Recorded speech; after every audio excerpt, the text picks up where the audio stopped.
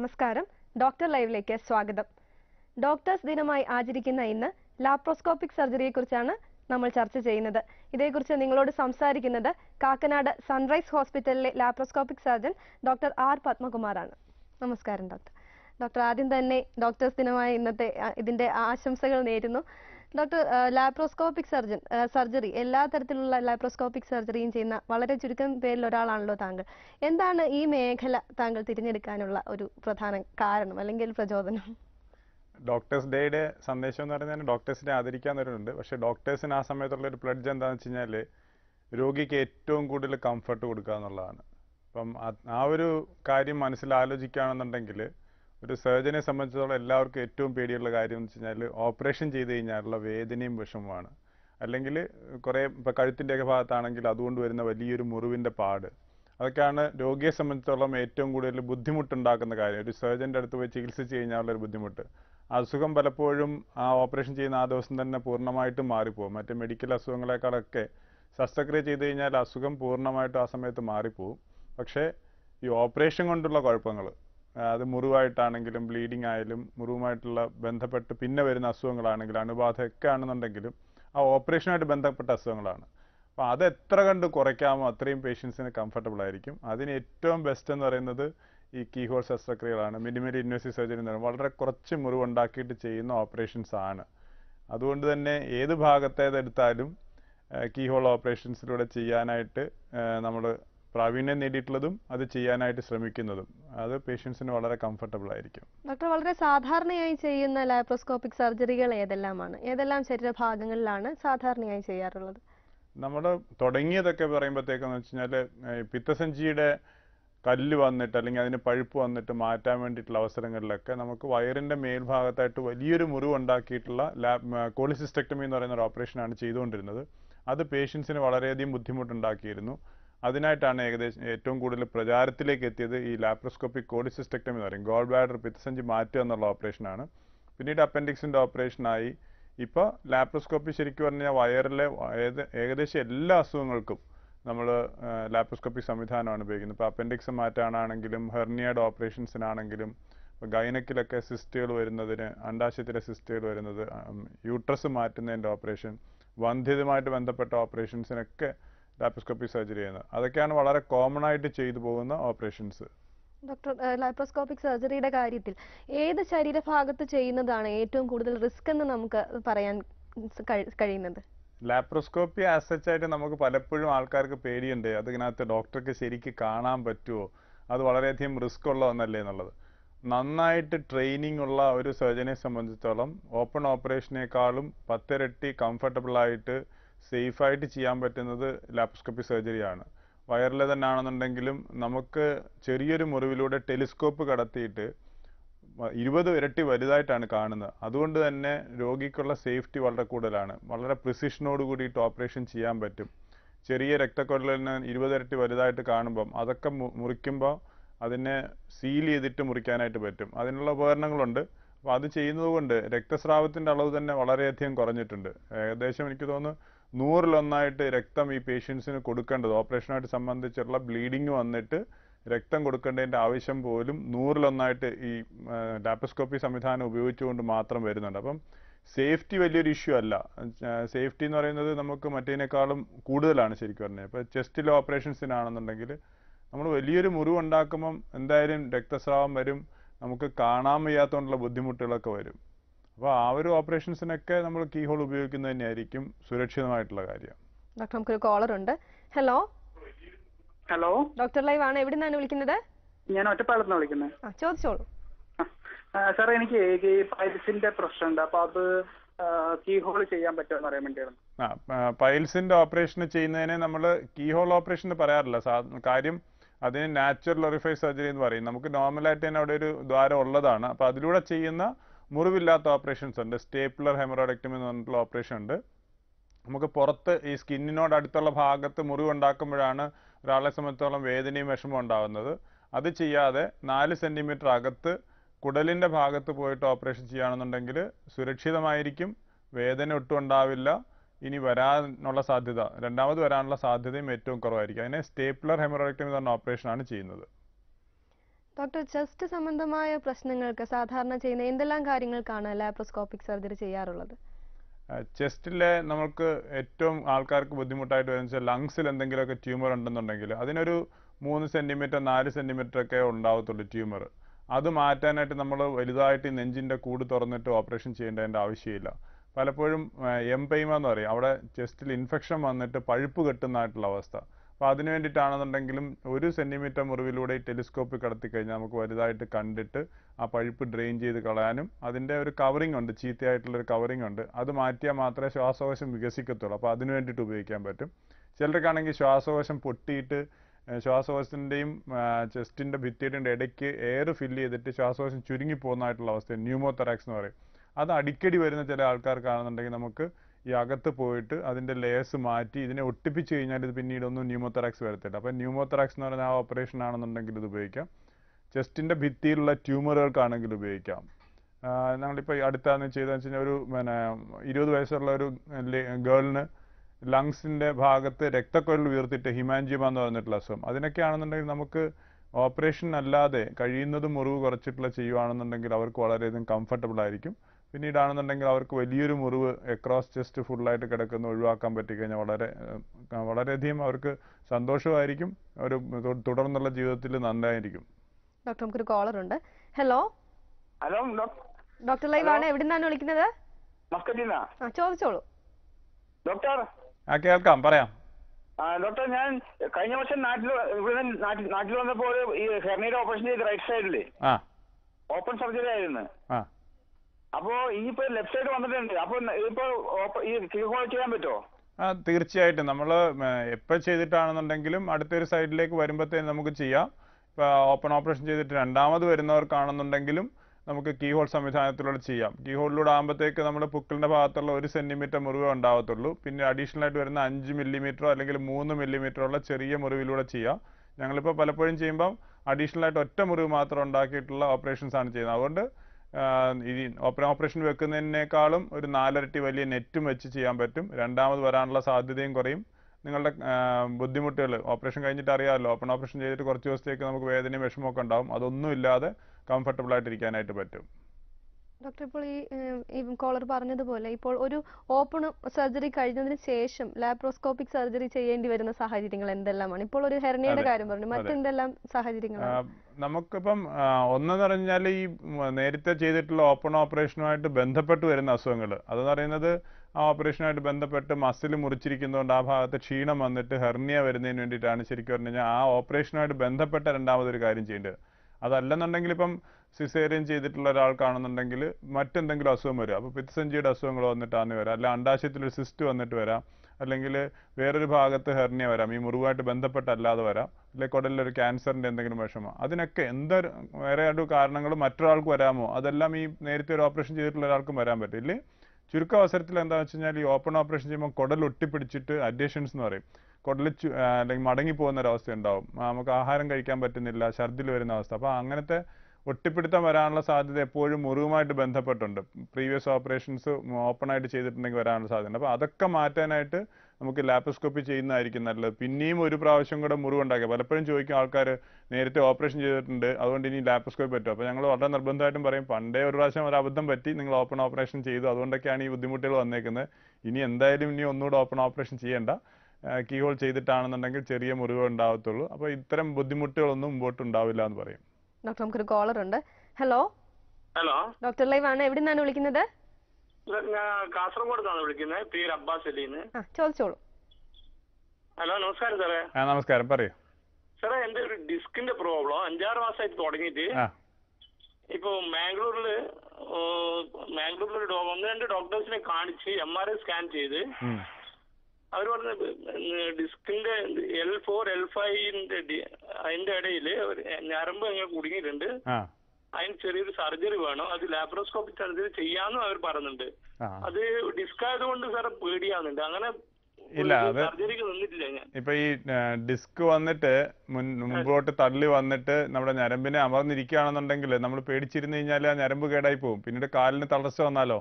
അപ്പൊ അതുകൊണ്ട് ചെയ്യണമെന്ന് ഡോക്ടർ നിർബന്ധമായിട്ടും പറഞ്ഞിട്ടുണ്ടെങ്കിൽ അത് 100% ചെയ്യുക തന്നെ വേണം.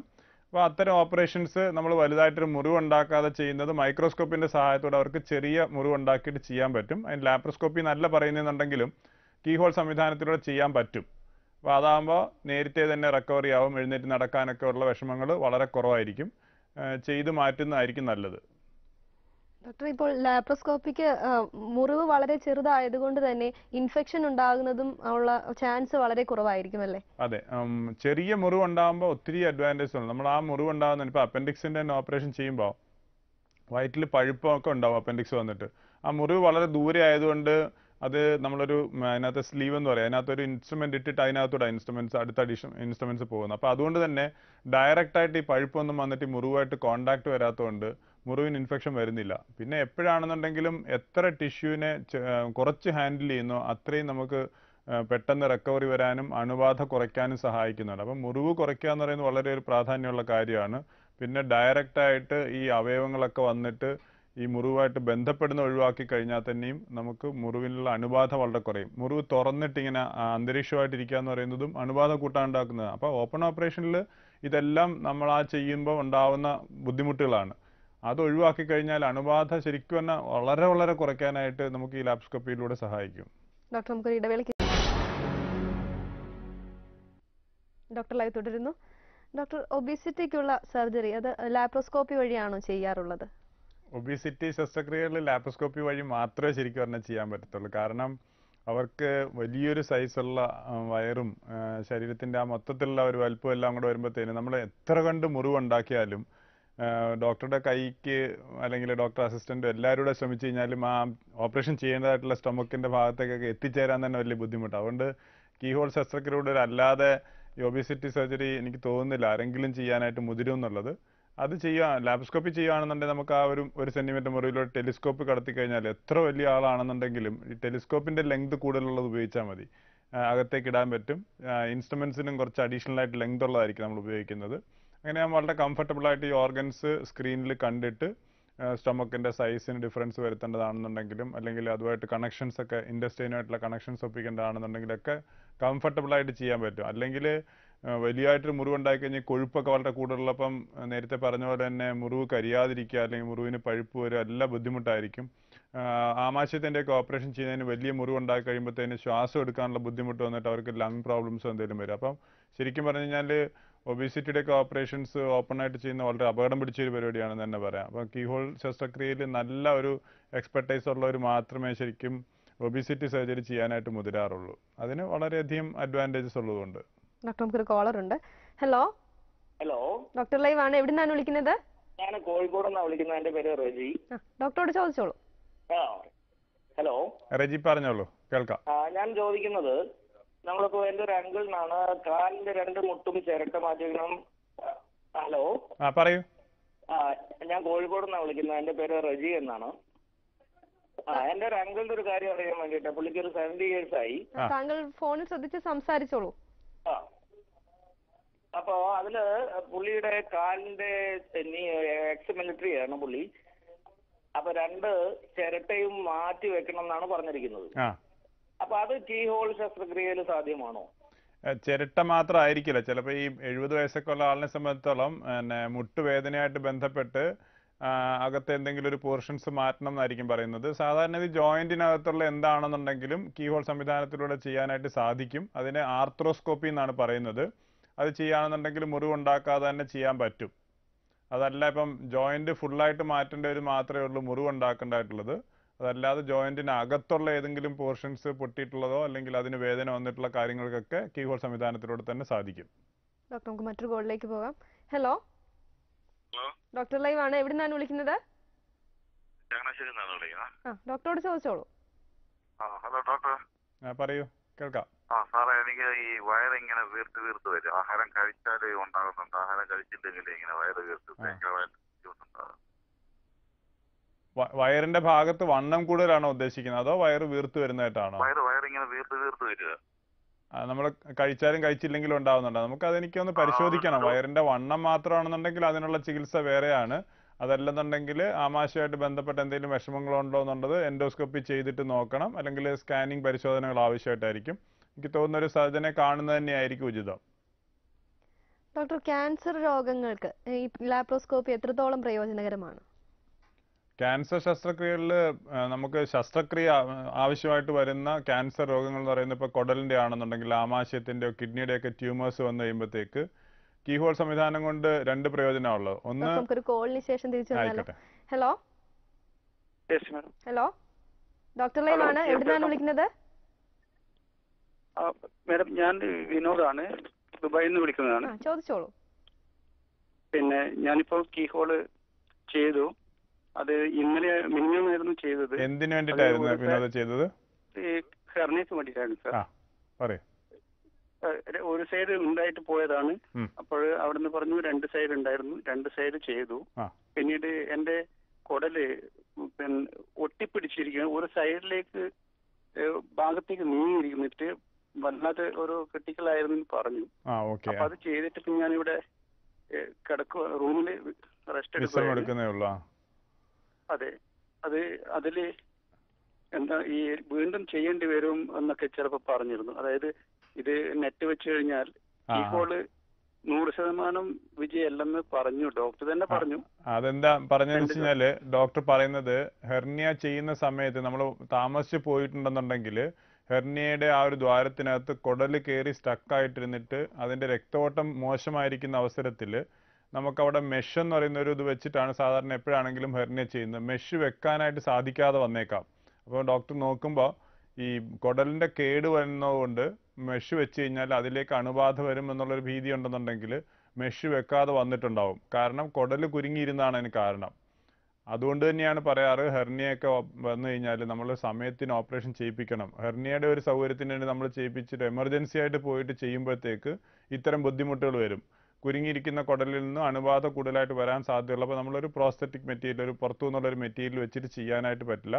അത് വളരെ വളരെ ചുരുക്ക അവസരത്തിലാണ്. എനിക്ക് തോന്നുന്നു 1000 പേർക്ക് ഓപ്പറേഷൻ ചെയ്യുമ്പോഴായിരിക്കും ഒരാൾക്ക് നമുക്ക് മെഷ് വെക്കാതെ പുറത്തിറങ്ങി വരികയും പിന്നീട് വേണ്ടി വരുന്നത്. അതിപ്പോൾ ഓപ്പൺ ഓപ്പറേഷൻ ആണെന്നുണ്ടെങ്കിലും കുടല് കുരുങ്ങി കേടായിട്ടിരിക്കുന്ന ഒരു അവസരത്തിൽ നമ്മൾ മെഷ് വെക്കാതെ പുറത്തു വരുന്നതായിരിക്കും പേഷ്യന്റിന്റെ സേഫ്റ്റിയെ സംബന്ധിച്ചിടത്തോളം നല്ല കാര്യം. നമുക്ക് മറ്റൊരു കോളിലേക്ക് പോകാം. Hello hello hello, doctor live ആണ്, എവിടുന്നാണ് വിളിക്കുന്നത്? ഞാൻ വിളിക്കുന്നത് ആലപ്പുഴയാണ്. ചോദിച്ചോളൂ.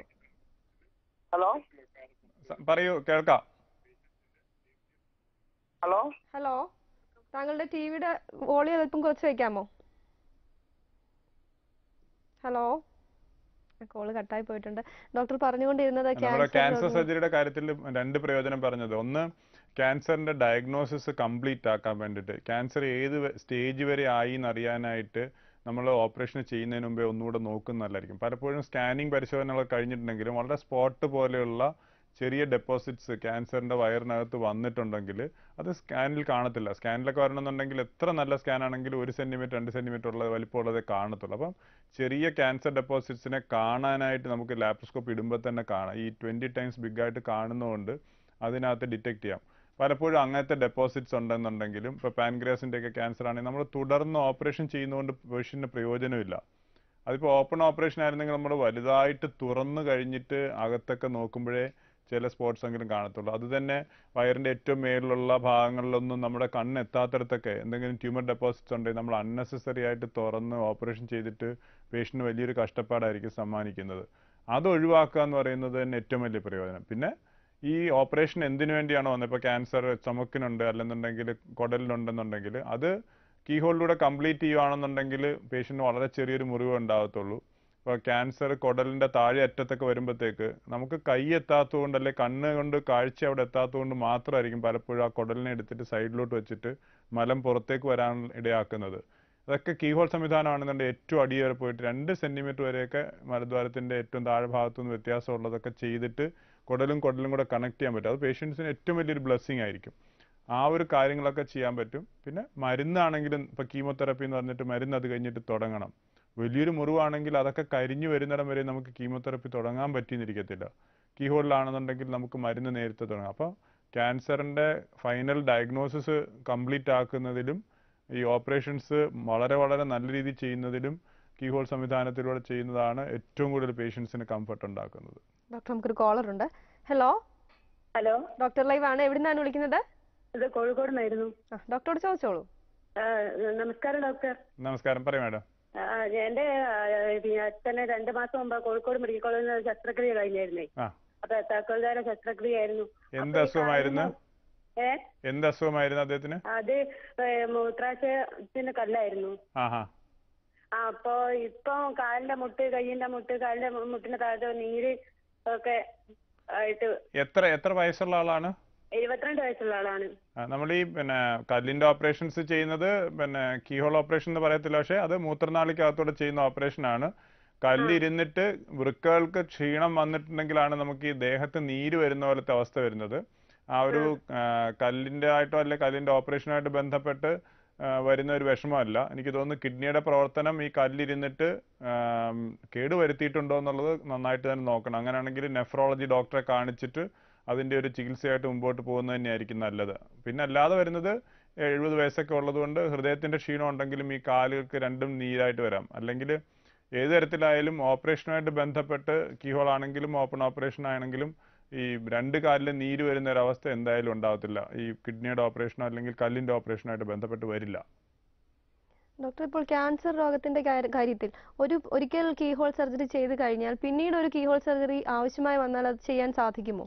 നമ്മുടെ കീഹോൾ സർജറി ചെയ്തിട്ടുള്ള വേറെ ഒരു കാര്യത്തിന് വേണ്ടിയിട്ടാണെങ്കിലും ആ ഒരു അസുഖത്തിന് ഇപ്പോൾ വേറൊരു ഭാഗത്ത് കുടലിന് ക്യാൻസർ വന്നിട്ടാണെങ്കിലും പിന്നീടാണെങ്കിലും നമ്മൾ കീഹോൾ ഓപ്പറേഷൻ ചെയ്യുന്നതുകൊണ്ട് യാതൊരു ബുദ്ധിമുട്ടുമില്ല. നമ്മൾ ഓപ്പൺ ഓപ്പറേഷൻ ആകുമ്പോഴാണ് ഈ അടിക്കടി ഓപ്പറേഷൻ വരുമ്പോൾ നേരത്തെ പറഞ്ഞ പോലെ കുടൽ ഒട്ടിപ്പിടിച്ചിരിക്കുക, ആ ഭാഗത്തേക്ക് ചെല്ലാനായിട്ടുള്ള ബുദ്ധിമുട്ടില്ല. കീഹോൾ ഓപ്പറേഷനിലാകുമ്പോഴത്തേന് ആ ഒട്ടിപ്പിടുത്തത്തിൻ്റെയൊക്കെ സാധ്യത 100-1 ആയതുകൊണ്ട് നമുക്ക് കുറച്ചുകൂടെ സേഫ് ആയിട്ട് തന്നെ രണ്ടാമത് എൻട്രി ചെയ്യാനായിട്ട് പറ്റും. ഡോക്ടർ, ഇപ്പോൾ ഒരു ലാപ്രോസ്കോപ്പിക് സർജറി കഴിഞ്ഞു കഴിഞ്ഞാൽ എത്ര ദിവസത്തിനുള്ളിൽ ഒരു നോർമൽ ലൈഫിലേക്ക് എത്താൻ സാധിക്കും പേഷ്യന്റിന്? നമ്മളിപ്പോൾ അപ്പൻഡിക്സോ അല്ലെങ്കിൽ പിത്സഞ്ചിയുടെയോ ഹെർണിയുടെയോ ഒക്കെ ഓപ്പറേഷൻ ആണെന്നുണ്ടെങ്കിൽ നമുക്ക് 24 മണിക്കൂർ കഴിയുമ്പോൾ തന്നെ പേഷ്യൻസിന് ഹോസ്പിറ്റലിൽ വിടാൻ പറ്റും. അവർക്ക് സാധാരണ നടക്കുന്നതിനോ പടി കയറുന്നതിനോ അങ്ങനത്തെ ഉള്ള ബുദ്ധിമുട്ടൊന്നും ഉണ്ടാവില്ല. ഓഫീസ് ടൈപ്പ് ഓഫ് ജോലിയൊക്കെ ഉള്ളവർക്കാണെങ്കിൽ 2-3 ദിവസത്തെ തന്നെ പോകാം. കുട്ടികൾക്ക് സ്കൂളിൽ പോകുന്നതിനൊക്കെ 2-3 ദിവസത്തെ ആവശ്യമേ ഉള്ളൂ. കുടലുമായിട്ട് ബന്ധപ്പെട്ട ഓപ്പറേഷൻസ് ആണെങ്കിൽ മാത്രം നമുക്ക് 3-4 ദിവസം ഹോസ്പിറ്റലൈസേഷൻ വേണം. കാരണം കുടലുമായിട്ട് യോജിപ്പിച്ചിരിക്കുന്ന ഒരു ഭാഗം ഹീൽ ചെയ്യുന്നത് വരെ നമുക്ക് ആഹാരമൊക്കെ പൂർണ്ണമായിട്ടും കഴിക്കാൻ പറ്റാത്തതുകൊണ്ട് ആമാശയത്തിൻ്റെ കുടലിൻ്റെയൊക്കെ ഓപ്പറേഷൻ ആണെന്നുണ്ടെങ്കിൽ 3-4 ദിവസം ഹോസ്പിറ്റലൈസേഷൻ വേണം. അത് കഴിഞ്ഞിട്ട് സാധാരണഗതിയിലേക്ക് പോകാൻ പറ്റും. അപ്പോൾ ആ ഒരു ചെയ്യുന്ന ഓപ്പറേഷനുമായിട്ട് ബന്ധപ്പെട്ടെന്നുള്ളതല്ലാതെ കീഹോൾ സംവിധാനത്തിൻ്റെ മുറിവുകൾ കൊണ്ട് ശരിക്കും പറഞ്ഞാൽ നമുക്കൊരു വിശ്രമം വേണ്ടി വരുന്നില്ല. പണ്ടൊക്കെ അങ്ങനെ അല്ല ചെയ്യുന്നത്. ഓപ്പൺ ഓപ്പറേഷനിൽ ആ മുറിവുമായിട്ട് ബന്ധപ്പെട്ടാണ് വിശ്രമം. 6 മാസം വരെയൊക്കെ വിശ്രമിക്കാനൊക്കെ പറയുമായിരുന്നു. ഇപ്പോഴത്തെ കാലത്ത് അതൊന്നും നടക്കാത്ത കാര്യമാണ്. 6 മാസം വിശ്രമിച്ചാൽ ജോലിയൊന്നും ഉണ്ടാവില്ല ആൾക്കാർക്ക്. അപ്പോൾ അതുമായിട്ട് ഓപ്പറേഷനായിട്ട് ബന്ധപ്പെട്ട് ശരിക്കും പറഞ്ഞു കഴിഞ്ഞാൽ 1-2 ദിവസത്തെ വിശ്രമം ആവശ്യമുള്ളൂ. ശസ്ത്രക്രിയ കുടലിനാണെന്നുണ്ടെങ്കിൽ ഹോസ്പിറ്റലൈസേഷൻ എല്ലാം കൂടെ എങ്ങനെ വന്നാലും എന്ത് തരത്തിലുള്ള പ്രൊസീജിയറാണ് എനിക്ക് തോന്നുന്നു 10 ദിവസത്തേക്കുള്ളിലായിട്ട് ഒരു തരത്തിലും ആള് വർക്ക് വിട്ടിട്ട് നിൽക്കേണ്ട ആവശ്യം വരാൻ സാധ്യതയില്ല. ഡോക്ടർ, ഇന്നത്തെ നമ്മുടെ ഡോക്ടർ ലൈവിന്റെ സമയം അവസാനിക്കുകയാണ്. വളരെയധികം നന്ദി ഞങ്ങളോട് സഹകരിച്ചതിന്. Thank you very much. ഇന്നത്തെ ഡോക്ടർ ലൈവ് അവസാനിക്കുന്നു. ഡോക്ടർ ലൈവ് ഇനി നാളെ ഉച്ചയ്ക്ക് 2:30-ന്. നന്ദി.